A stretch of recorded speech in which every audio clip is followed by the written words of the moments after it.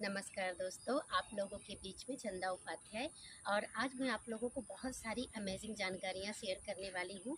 आप सोच रहे होंगे कि मैं प्रकृति के बीच में और घास पे क्यों खड़ी हूँ, तो आज उसी के फ़ायदे आज का हमारा जो वीडियो उसी के फ़ायदे बताएंगे। तो चलिए शुरुआत करते हैं।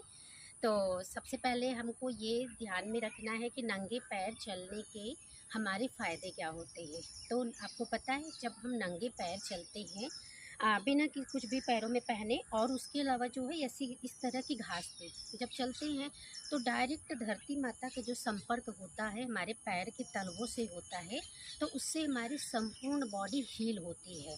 और आपको ये भी पता है कि जब भी हमारे जितने भी शरीर के एक्यूप्रेशर पॉइंट होते हैं वो हमारे पैरों के और हाथों के तलवों में होते हैं, पैरों के तलवों में और हाथों में होते हैं।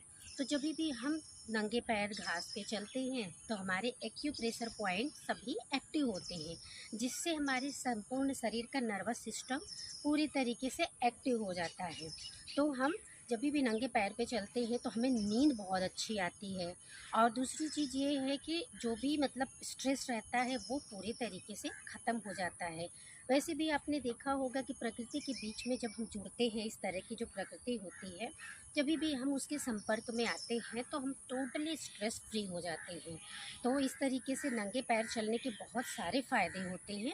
तो आज हम थोड़ी सावधानियां भी बताना चाहेंगे कि नंगे पैर में चलने की कुछ सावधानियां भी होती है, जो कि हमको निरंतर ध्यान में रखना होता है। सावधानियां क्या है कि अगर जो डायबिटीज़ पेशेंट हैं उनको ध्यान में रखते हुए बहुत आराम से चलना चाहिए, क्योंकि उनको उनके पैरों का जो बैलेंस होता है वैसे ही सही नहीं रहता है।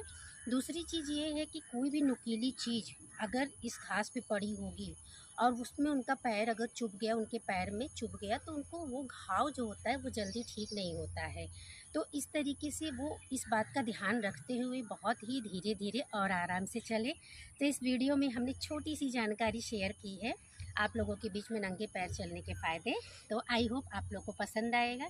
तो वीडियो का समापन करते हैं। सभी को नमस्ते।